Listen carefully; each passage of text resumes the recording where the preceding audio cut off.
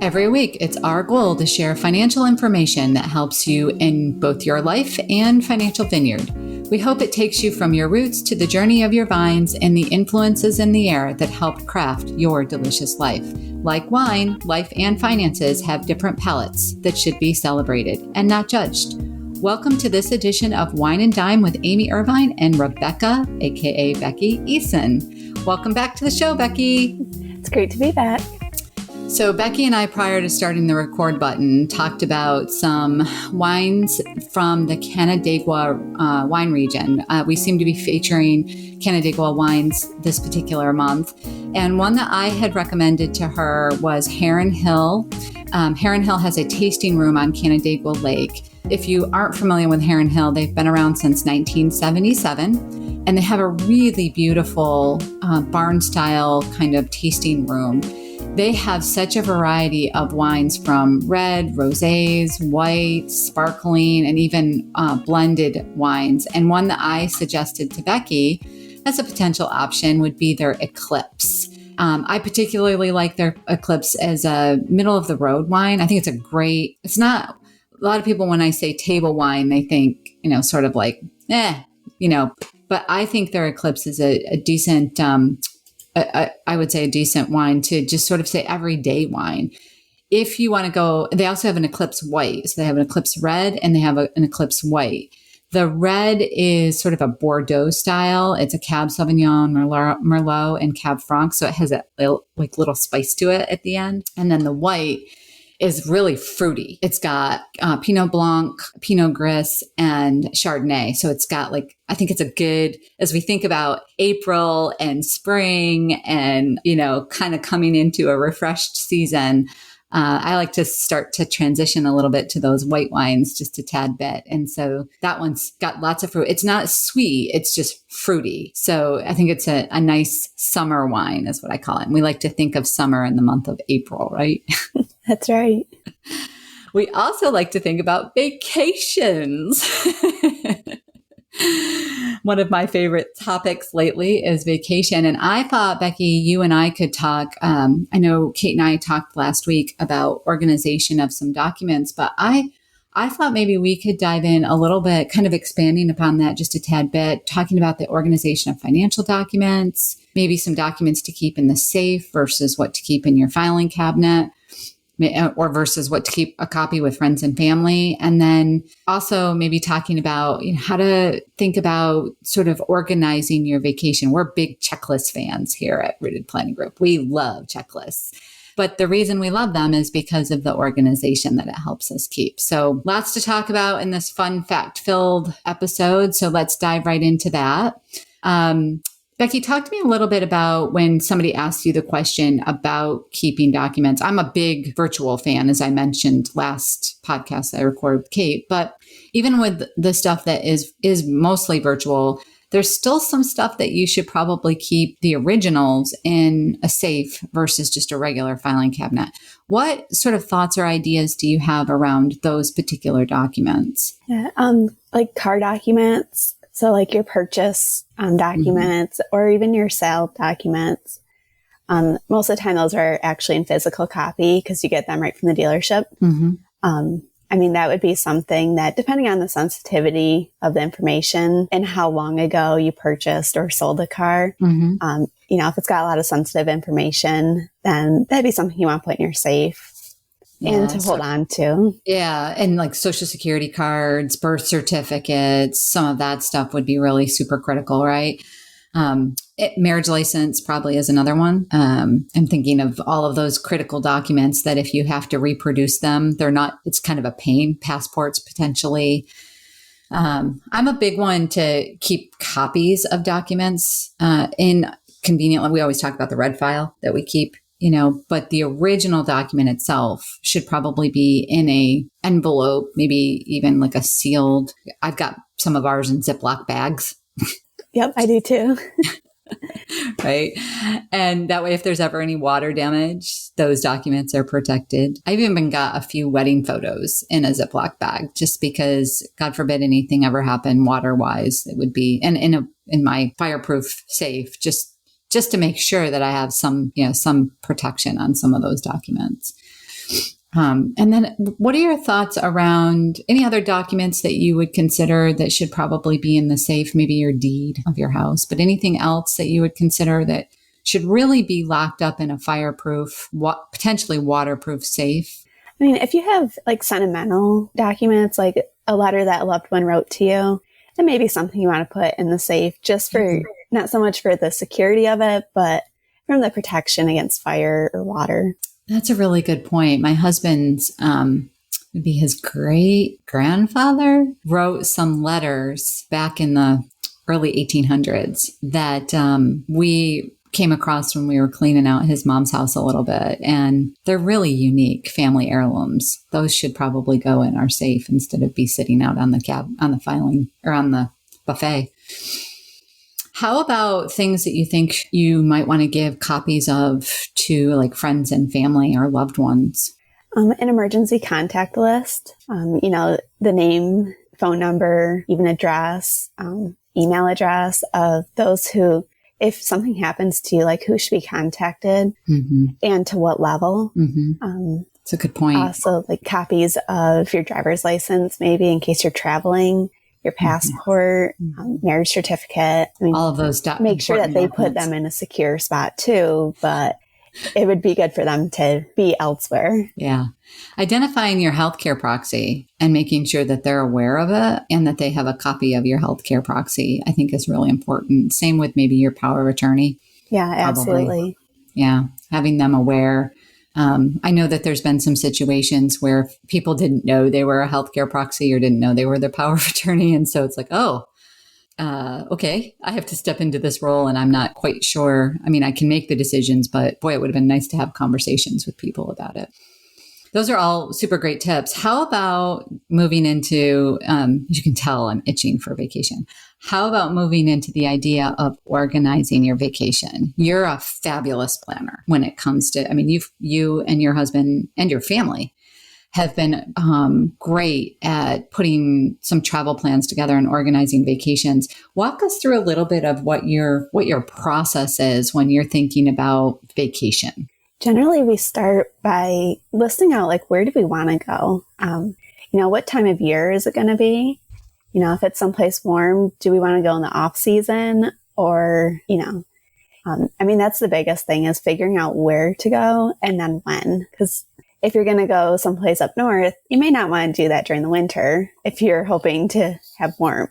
So strategizing around that and then figuring out when everyone can get time off of work or school. And then, that does place a lot of limitations on many people. And then determine the length of time that you want to stay somewhere. Or do you want to make like little mini trips on your way to the ultimate destination? That's one of my famous tricks, right? Yeah. And even just trying to decide where to go, thinking back to the very first tip you said, is there a process that you go through to do like list out different places that you guys want to go to and then sort of start saying, this year we'd like to go here or that year we'd like to go here and what's going on in your life in the future, knowing what that might look like too, right? Right. And, how much do you have in your budget to afford or to spend on a vacation? So, if you want a really long, expensive vacation one year, maybe you scale back and the years leading up to that, you do smaller, like more cost-effective vacations. Do you have, thinking about the trips that you would take, also being aware of what the requirements are. Do you need your passport, not need your passport? But when you guys are thinking about traveling, I know for Brent and I, we always think, okay, what will we need along the way, or what will we need once we get there? So sort of the organization of the vacation itself, the needs of the vacation itself. What process do you guys go through when you're thinking about that? Yeah, that kind of goes back to where are we going? Last year we went to Myrtle Beach where we had a condo with a full kitchen. So as a preparation to that trip, I actually planned out like, okay, how many meals are we actually going to eat out? How many are we going to cook? So I packed our crock pot. So that way I could cook a meal while enjoying the beach. But with that also came, okay, what supplies should we bring from home? And what should we buy in a grocery store down there? Because you were driving, right? So you Yeah. had the car that you could pack up, right? Yeah. And then we packed snacks for the roads. That way we figured we could stop, just once or twice on the way down to eat and then, get gas along the way. But yeah. And thinking about, you guys went on a cruise 4 years ago almost, right? in 2019. Yeah. Gosh. Wow. What was that process like? Because that's a whole different kind of trip to plan for. That one, I honestly kind of was hands off on because I was planning the wedding more so, and my husband got to plan the cruise.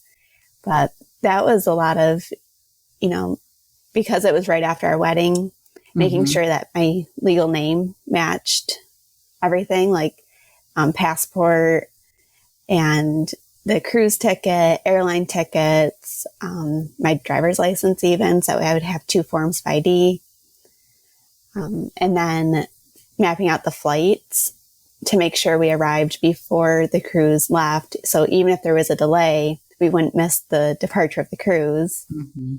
So interesting that you bring that fact up. It's been so long for me that I don't really recall, but how did you do the legal name? Yeah, I actually waited until we got back from the cruise. So that way then there was no question about anything, any missing documents or anything like that. Smart. Any tips? I know we've talked a little bit about this in the past, but any travel hacks that you would have or travel tips and organizing those travel tips? I know you're really good at finding discounts. Yeah, I like to Google, things to do in the area and then figure out what you may want to be interested in. Mm-hmm. And then from there, search for any coupons. So if you know you want to go to like a dinner show, like, is there a night of the week that's cheaper or less crowded? Mm-hmm. And then are there any coupons? And it might be at the resort or the hotel that you're staying at. They may offer something. Mm-hmm. Or different apps like Monster is one of them that a lot of touristy areas actually have coupons on. I had not heard that one. Monster? I'll have to look that one up. So shifting just a little bit, one of the other things, you actually wrote a blog. It was a little while back, and I'll try to find it for the show notes. But you actually wrote a blog about physically getting organized in the space, your space of organization. I can't recall all the details of the blog right now, but I remember at the time, I think you had moved into your house. And you guys were trying to get like rooms organized within your house. And I think in particular, it was around the kitchen. That particular article was. But Kate and I talked about the fact that both of us, when we have disheveled workspaces, we have a hard time focusing. And if I remember correctly, that's sort of what your article was about, was a little bit about that particular like space. Having an organized space and that sort of clears your mental clarity. What kind of things when you're in that mode where you're feeling like things need to get organized, what sort of things do you do to just pause and plan out what needs to, I guess, get yourself organized? What are some of the thoughts that you have around that? I like to tackle big items that take little capacity. So like if there's boxes laying around from a delivery or whatever, just getting rid of those. Mm-hmm. And then that just makes it feel less overwhelming. And then tackling, if there's a pile of papers that you know exactly where they go, but it's just a matter of getting them there, tackling that because you know what needs to be done with them. It's just a matter of doing it. Mm-hmm. And then either save like the items that you really don't know what to do with and you need to figure out for after those little things are taken care of, or a completely separate time to not overwhelm yourself. That gives you the mental space, right? You're able to focus on those big thought items. I'm a morning person when it comes to big thought items, as you very well know. When there's things that require a lot of mental capacity is what I like to call it, or thought or research. It's not uncommon for me to get up at what most people would consider a ridiculous hour, but it's my time. And I think knowing how your body and mind works is also very helpful for some of those items. Towards the end of the day, I'm good at those big items you mentioned, but in the morning, I'm really good at those really heavy ones. So knowing how to organize your day a little bit, I think is also very helpful, and kind of taking a step back and realizing that, I think, is often very helpful. Are there any tips that you would give the listeners to try to, if they're struggling with organization, that you would give to them to sort of just get the juices flowing when it comes to organization? Yeah, a great technique, at least for me, is to grab a notebook. And even though you're not actually tackling the issue, just jot down what you ultimately want to do. And then, but don't make it too long of a list. So start small, just jot down, like, today my goal is to do these 3 things. Mm-hmm. Once those are complete, and it's okay to push it to the next day if you need to. Mm-hmm. But once those are complete, then sit back down and, okay, what's next? And then just slowly work your way through it. Mm-hmm. And things might prioritize themselves different, right? I mean, they might go up or down. Yeah. Yeah. So good old fashioned notebook paper, notepad, write down some of those things that are clouding your brain, sort of like a brain dump. And then maybe from there, be able to break it out just a little bit. And that could be true of a vacation, of work, of home remodeling, of cleaning, really anything in particular. So number one tip is to sort of write down what's floating around in your mind. Is there a way that sometimes once you see that list, that you kind of look at that list and say, okay, now that everything's sort of brain dump, what's the most important item? Is there a way that you can, because sometimes like 5 of those items are really important. How do I determine which one is most important? Is that where you kind of look at the big box, little box kind of idea? Yep. And also, what can, someone help you with? Is there something on that list that maybe you don't have to do? And I know my husband's always like, just tell me what you want help with and I'll help you. And so by doing that, I can actually say, it'd be great if you could help me with this item. And he's happy to do so. Yeah. So tips to get yourself organized and what can you delegate are really important. And then tips around those vacation items, those hacks, maybe listing out or doing some research on some of those websites that you mentioned would be helpful for your vacation items. Anything else that you can think of that you would share with listeners around the topic of organizing yourself or your financial documents? If you're in a space where you want to be organized, but you aren't organized, that's okay. Like, I feel like there's so much pressure sometimes to be super organized. And it's okay if you're not. It's whatever works for you, and taking little steps to get to where you want to be. That's a great point. We are very judgy when it comes to that kind of thing, aren't we? Sometimes. Yeah. Well, Becky, as always, it was great chatting with you. And we know that you are a super organized person. So I think if you're looking for other tips and ideas, maybe, like I said, I'll try to find Becky's blog that she wrote a couple years ago on this particular topic. But like she said, just taking out a sheet of paper and sort of writing down all the things that are going through your head may help get you organized. And it's okay if you don't have everything in exactly the way that you want. Don't stress about that. Don't let organization stress you out. We hope you've liked this show. If you do, certainly like us on Facebook, Twitter, Instagram. And we'd love to hear any questions that you have. And also like us on iPad and Spotify. Yeah. How about iTunes and Spotify, as we know that every time that you share a like there, that does move us up in the rankings so that more people can get access to our podcast.